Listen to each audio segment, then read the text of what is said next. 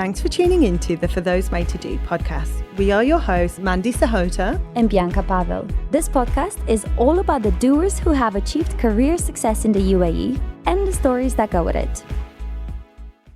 In this episode of For Those Made to Do Corporate Finance, Bianca and I had a great conversation with Stephen George, Associate Director at Deloitte Middle East. Hearing firsthand Stephen's perspective on the future of the region, particularly the 2030 vision, and are given a taste of the type of projects he's currently working on. We cover themes of how integral relationship building is if you are considering a future as a consultant, as well as adapting to the culture of doing business in the Middle East. If you're curious about the GCC mega projects in development right now, how the role of the consultant is being transformed by new tech, and how early you need to start engaging with employers to land your first consulting role, then put your headphones on and tune into this episode. We hope you enjoy it.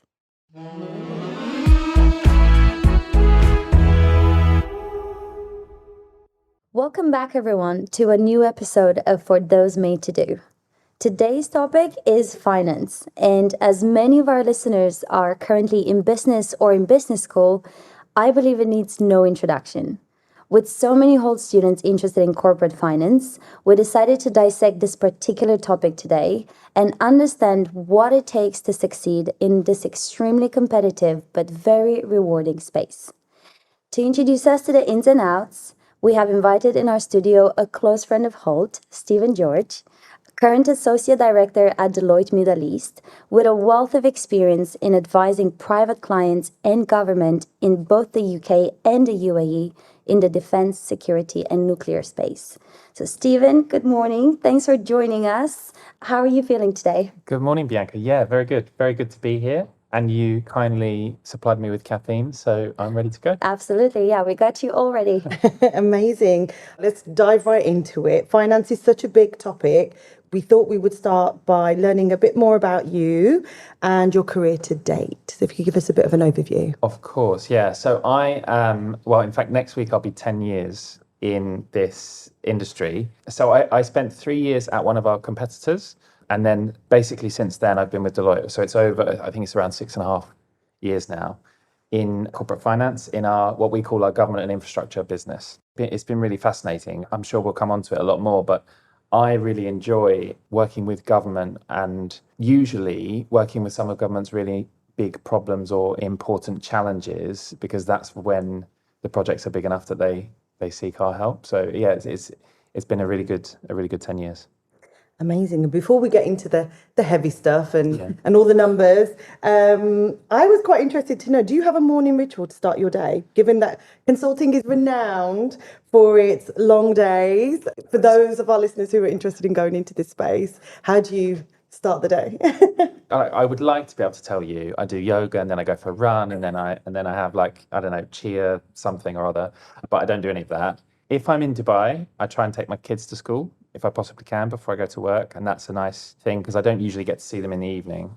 If I'm traveling, then basically I just try and get to the hotel breakfast in a reasonable amount of time. And that's kind of it, to be honest. I love a hotel Good breakfast. practice, yeah. When you don't have to make it for yourself, it tastes so much better, honestly. All right. So unlike our previous guests, you're quite new to Dubai. What attracted you to Dubai and how has your first year been? Yeah, so it's been really good.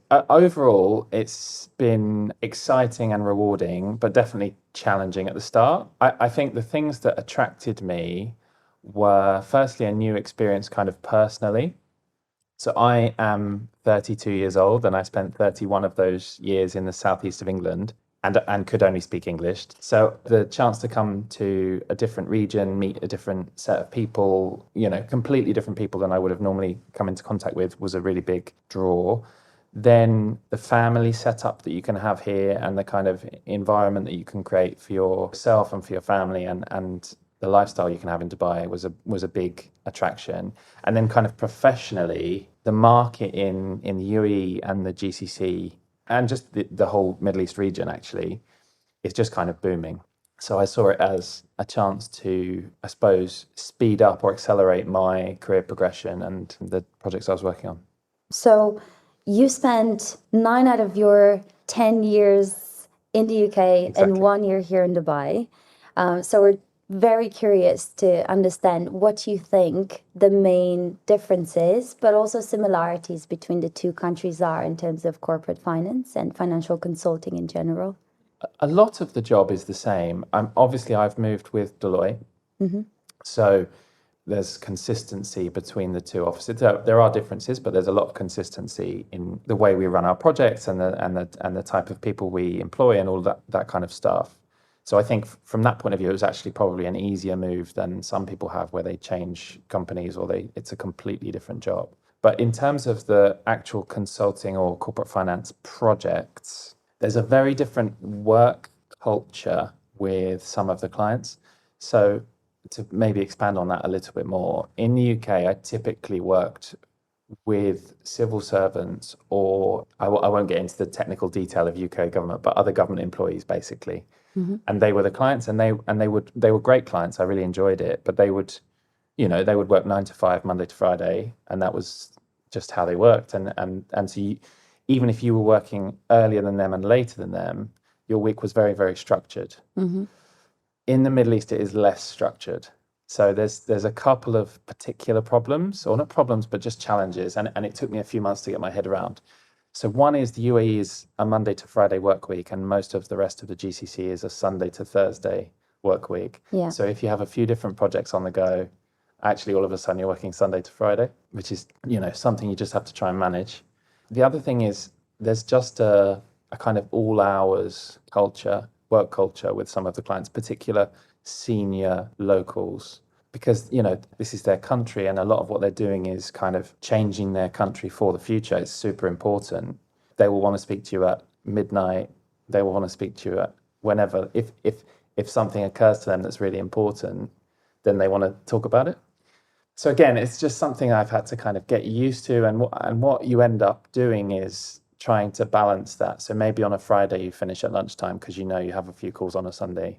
Or maybe what I typically do is leave the office at what I think is a sensible time, go and have dinner with my kids, put them to bed, maybe have a glass of wine, and then do some stuff after that. So just try and manage it a bit. But it was a big change. And then I think the last thing I would say on this is just the nature of the projects here at the moment is of a different magnitude to the UK. Some of the projects, the ideas, the ambition is just in a different league. Can I interject there a little bit? Is that due to the maturity of the market, say, like a country like the UK? And here, obviously, when I'm speaking about Dubai and UAE, I always refer to it as it's still an emerging market in my eyes. And I always say the country's in the accelerator phase, Yeah, if you were absolutely. to look at it like a startup. So could you just speak to that a little bit more? Yeah, so maybe if I just give a couple of examples. This week, I don't know if your students or your listeners follow UK politics, they probably don't, but the UK government has decided not to proceed with some of High Speed 2, which was an important railway connecting the different regions of the country. I think if you compare that with some of the transport projects in the Middle East, where we want to double the passenger numbers of our airport, or we want to have, a brand new railway, or we want vertical takeoff and landing, flying taxis, and the ambition is just completely different. Yeah. And you're right, it is the maturity of the market.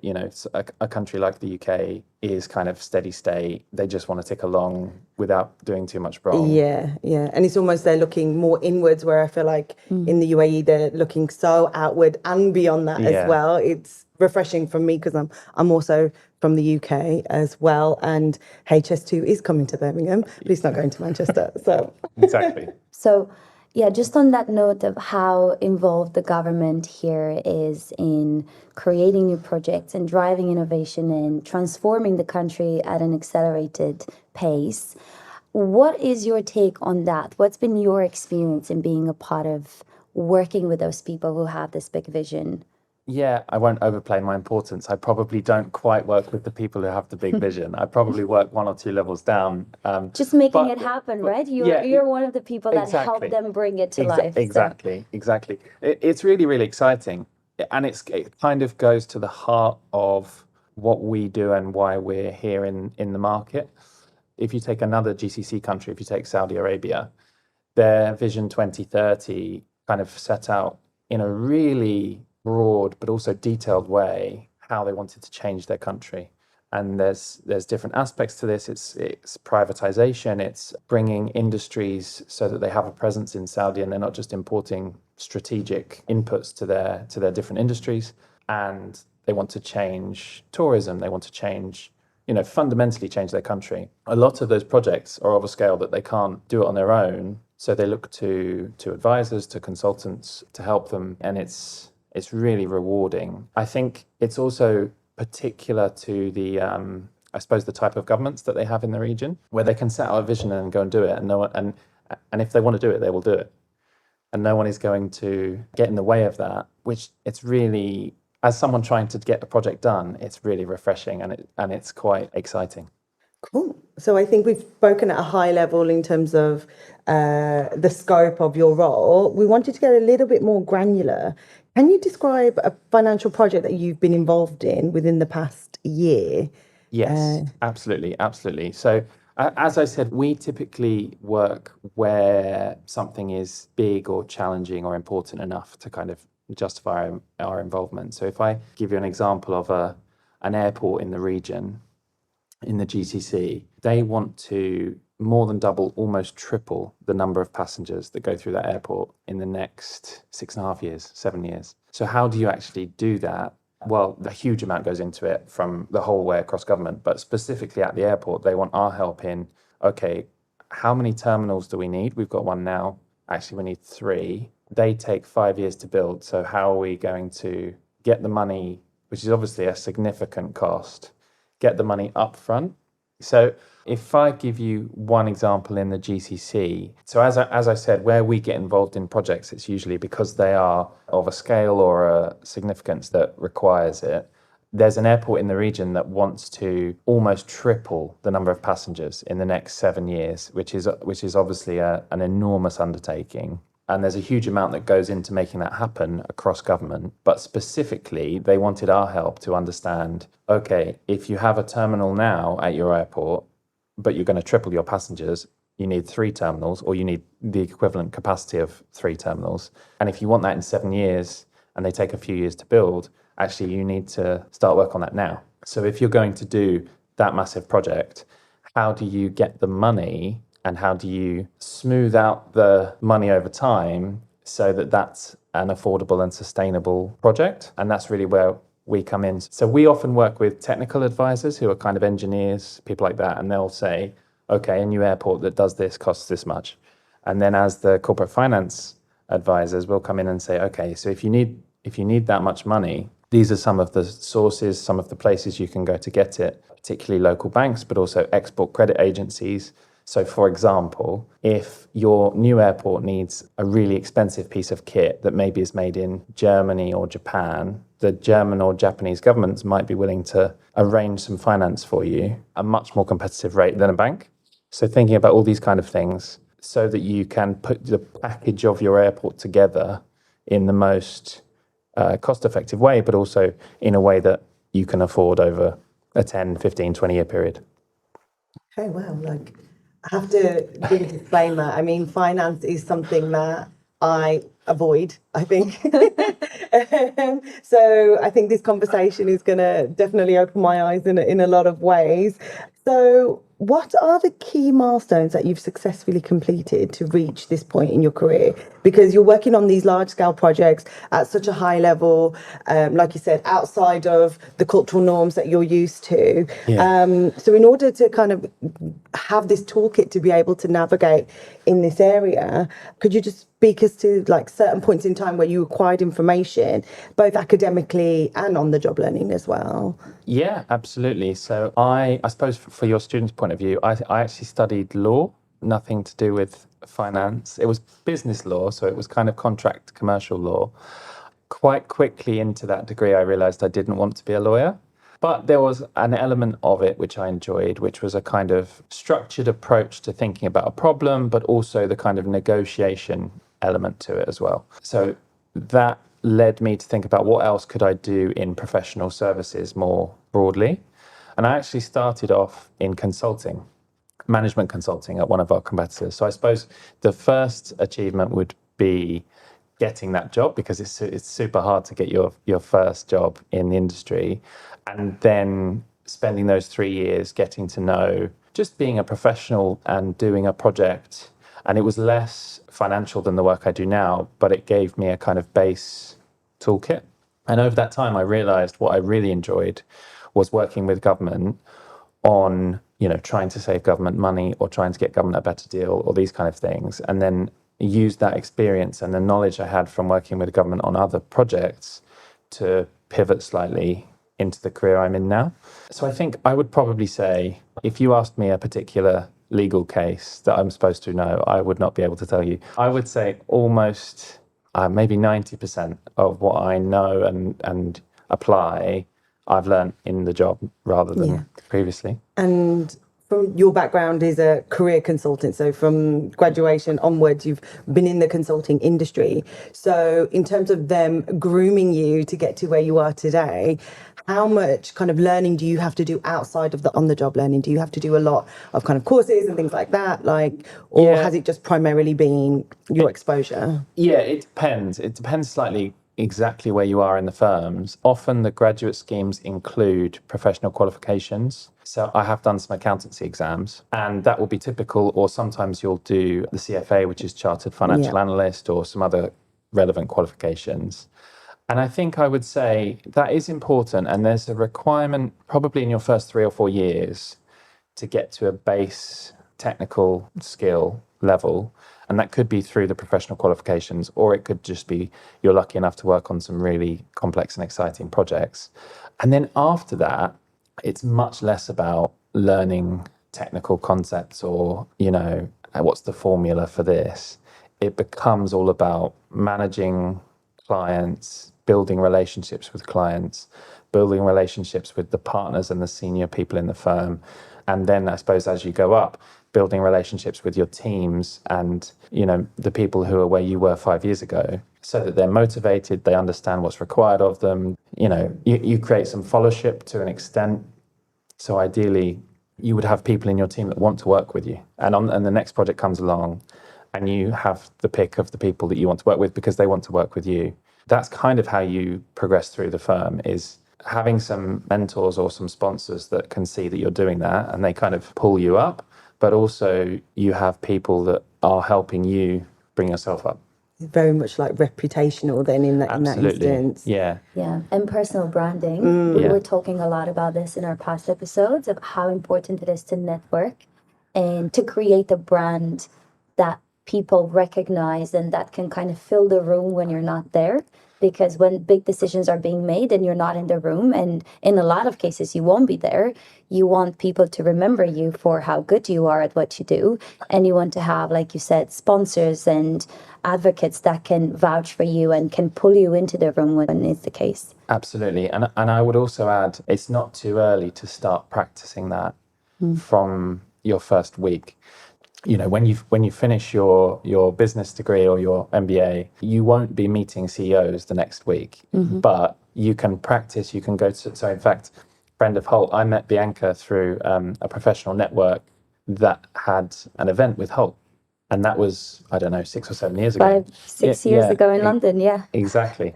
And the reason I was taking part in those events and that network was to practice with people at my own level in different industries and different firms.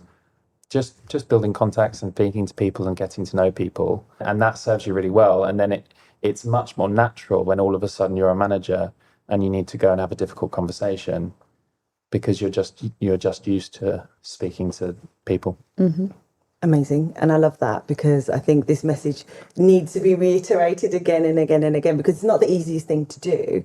And getting out of your comfort zone and doing that is hard for many people, myself included. But then when you put yourself in that environment all the time, you are pushing yourself to that next level, and it does pay off eventually. So thank you for sharing. I'd quite like to ask, do you see a career outside of consulting, where in the terms of corporate finance? Yeah. Would you see yourself client side at any point? I have thought about it. Over the years at different points in my career. There's kind of some natural jumping off points.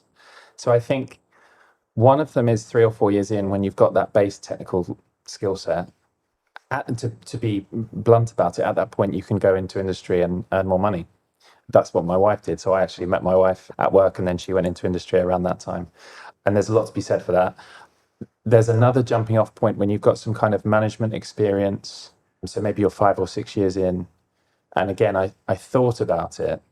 The thing that has kept me in consulting or corporate finance is I really love that I'm working on a different project every 3 months or 6 months in a different place with different people. I haven't got bored of that yet. And I honestly don't think I will. So if you had asked me 5 years ago, I probably would have said I will have left within the next few years. But now I think I'm probably going to do this forever. Wow. Okay. I guess as well, like you can see like the level of impact that your work will be having, and you probably won't see it now, but you will in like 10 years' time. I can imagine that's going to be quite satisfying. And in the particular team that I'm in, working on government projects and big infrastructure projects, there's kind of a geeky side of me, which, a new airport gets built. And that is, obviously I didn't have a shovel and a hard hat, but to be part of it is just quite rewarding. Absolutely. Yeah. And just to bring you back to something you mentioned before around the team, I'm just curious about what you're looking for at an entry level in the team, because it's so important, like you said, for anyone just starting out in the industry to put themselves out there and to start networking and to start showing their capabilities. But before they even make it to that point, getting into a consulting firm is incredibly competitive. So, as an associate director, you're recruiting people and you're constantly working with people who are at the beginning of their careers. What do you see in the winners or the people that are doing well?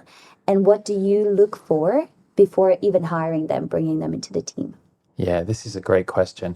I think there are some themes across the people that we hire that your students and listeners can learn from. So I would say most of the people that get a place on one of the big firms' graduate schemes, which is typically the entry point, they have started thinking about how they achieve that probably 2 years before they achieve it. So they will be they'll be on, first of all, on the website and on the Instagram, on the Twitter of those firms. And occasionally there's events that happen. And actually, especially at the larger firms, the careers teams are very active. And at universities or at particular locations, they will put on events. So a lot of the people who are successful are going to those events and speaking to people and trying to understand a little bit more than just, I want to be a consultant. And then what happens is, as they do their application or they have their first interview, it just comes across straight away that they genuinely understand the nature of the thing that they're applying for. Because to be more blunt than I would be to their face, probably half of the people that get to that point, they don't really understand what it is they're interviewing for.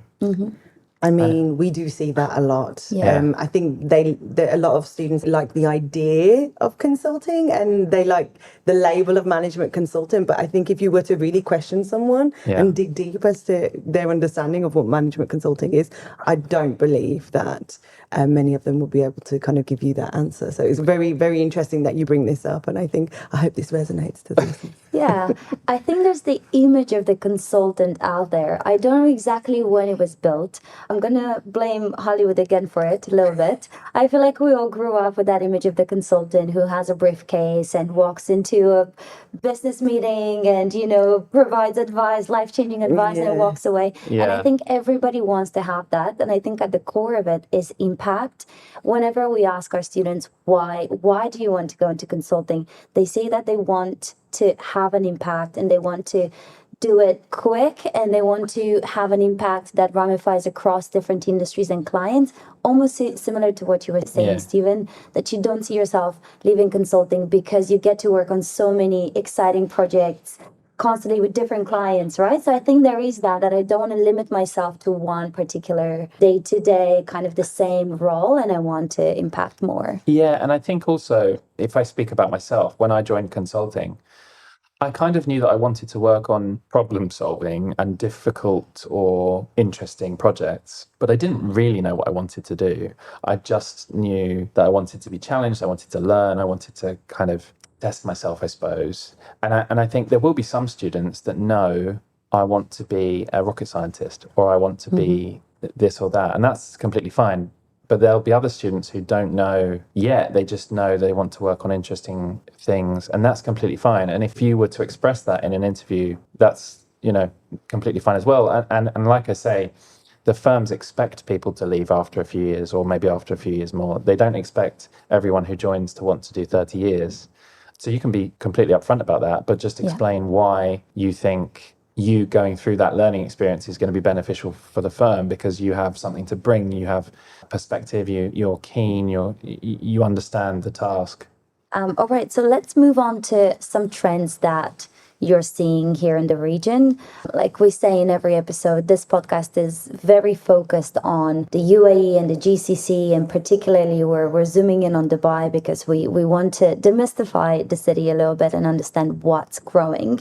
So what are some key trends in financial consulting that you're seeing in the UAE right now? Yeah, so I think this is basically why I moved to the region.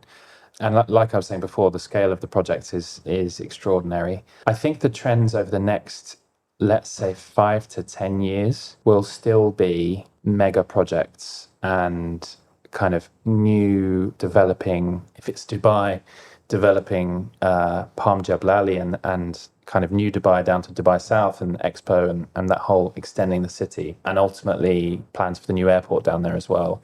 If you're talking about the GCC more broadly, the big mega projects that are going to, in Saudi, you're talking about whole new cities. In Qatar, they want to completely restructure and privatize and bring in fresh thinking to some of their big government-owned assets. You have real significant fundamental changes. If you're then looking beyond that kind of 5 to 10 year horizon, I think that the changes are going to flip from big projects into digital transformation. So if you think about the brand new city you've just built in Saudi, for example, in 10 years' time, that brand new city is going to be whatever the follow-on to superfast broadband is everywhere. It'll be flying taxis or drones or whatever. It'll be new modes of transport, new modes of working and living. And at the heart of all of those things is going to be technology. And, selfishly for me, I'm thinking about what are the massive contracts with big tech firms that are going to need some advice. But, for anyone who's interested in transformation, I think that will be the theme of the 2030s in the region. Yeah, that sounds exciting, right? So actually on that topic of tech and transformation, I think there are two angles here. On one side, this fast-paced transformation is changing the kind of projects you're working on, right? So drones and expansion and perhaps new areas to work on. On the other side, tech might also be changing how you do your job and how much of your current tasks are going to still be there in the next 5 to 10 years. And, when we talk about AI and what we've been calling the beast on this podcast, ChatGPT, and, generative AI and big data and all of these kind of big transformations, we're thinking of how that impacts the day-to-day work. And especially with financial consulting, we're interested to get your perspective on this. Do you think that AI coming into the workforce is changing and will be changing the job of the consultant? Yes, I do. So ChatGPT has kind of changed everything. I think I'm just about old enough that I'm going to get away with it. But for your listeners, they're probably not. So yeah, it is going to change. I mean, all of the firms over the last probably 9 months have been frantically trying to work out how do we take this and apply this to what we do. And I think some firms will come up with different answers to that and be broader than just financial consulting. This is going to be everything in professional services. But the way we see it in our team, in the short term, I think it gives us a massive opportunity to automate some of the tasks that we do that up till now have been quite manual. So if I just explain in a few seconds the kind of life cycle of a project, and then I can maybe explain how AI or the beast comes into this. So typically we will hear from one of our clients, probably just an automated email. We need some help with X. Can you do a proposal? How would you solve this problem? How much would it cost? right? And at the most simple Basic level, yeah. And in order to answer that question, obviously we think about the problem and we come up with an answer, but we also include the CVs of the relevant people. We include the credentials of the projects we've done before in that industry or on a similar problem. We'll include a plan for the project. And all of these things are quite manual to produce. But if you then apply ChatGPT to that, or a future version of AI, maybe you can just have a database of the million proposals you've ever done. AI can cherry pick a few solutions. Hey AI, this is the scope of work. Can you give me all the relevant CVs and all the relevant projects, and give me an example plan of how we do this, answering this question before, and then you will still need to review that and make it bespoke to the task and apply your intelligence, but you've probably shortcutted 60% of the work. Yeah. So that's right at the start. And then as you go through the project, there are things that won't change. So we will still, this is where I think relationship management is fundamental. We will still have meetings with clients and workshops with clients and understand their challenges. And that will be a very human process. But there are other products that we produce, like board presentations or business cases or, investment proposals to banks or lenders or whoever. And again, these things, once you've done them a few hundred times, AI can learn, well, what are the things that need to go in one of those products? So I think it's going to fundamentally change the way we work, probably at a more junior level than at a more senior level. And I think that kind of begs the question of, will jobs be cut? Will they disappear? Will they transform? Because a lot of people listening to your answer right now, a lot of grads are thinking, oh no, if AI is doing the presentations, what am I doing? But then also, is that how you built your learning in the first place, by doing that granular work? Yeah, absolutely. Then where do those skills come from to get to that senior level? Do you know what I mean? Absolutely. I think what probably happens is, I don't think any jobs get cut. I think over the next few years, the people who are currently learning will learn sort of how I did. And then as we are recruiting, let's say it's our graduate scheme for, 2028 or 2030, maybe we have less consultants than we used to, but we have a whole team of coders that we never used to have. Yeah. And they need to understand how our projects work in order to do the thinking that goes into the AI. So they will still need to understand, whether it's tax or whether it's audit or whether it's corporate finance, but they will then apply it differently.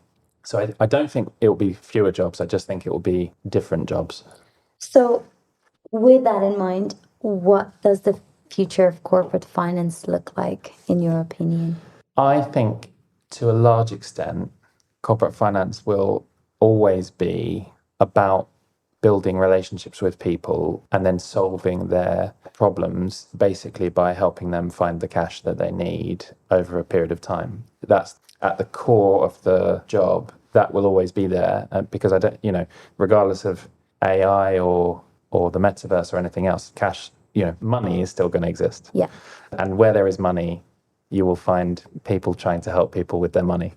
But I think that the future looks a bit different, kind of as we discussed on AI, but also what I would like to think is what we are increasingly doing is not just coming to a problem and saying, here is how you raise the money and here is how you spend it, or here is the company that you should buy, or whatever it is, and then leaving. Increasingly what we're trying to do is say, here is the company that you should buy, and here is our team from consulting who can help you integrate that company. And the person who started the deal stays involved because you have the continuity of the advice and the relationship. And then, maybe 5 years down the line, it's now time to sell that part of the business or a different part of the business or whatever. So I think corporate finance will increasingly become a broader, or at least the start of a broader relationship across professional services. With a long-term view of servicing a client rather than, here's a solution to your current problem. Exactly, yeah. Well, that's certainly my hope and my ambition, yeah. Awesome. Okay, I think this is a good time to draw the conversation to a close. I think for me personally, the conversation was very informative, and it was great to hear your unique point of view, given, how new you are to the region. and as someone who's in the middle of all this transformation as well. Thank you for providing us with insights into the finance world. We always close off the episode with a bit of a teaser to what we call the wildcard question. And we like to kind of announce it in the main episode, so it gives our listeners an opportunity to think about how they would answer the question themselves, and then they'll tune into the bonus episode next week to hear how you approach the wildcard question. So in our first episode, we discussed that the ESGs are core topics for business education. In your opinion, how much should sustainability weigh when private or public entities make spending decisions in the space of defence, security and nuclear power? A bit loaded. Big question. Yes. So for our listeners, please tune into our bonus episode next week, and we will leave it there for today. Thank you for your time. Thank you so much for having me. It's been a pleasure. Thank you, Stephen. This is great.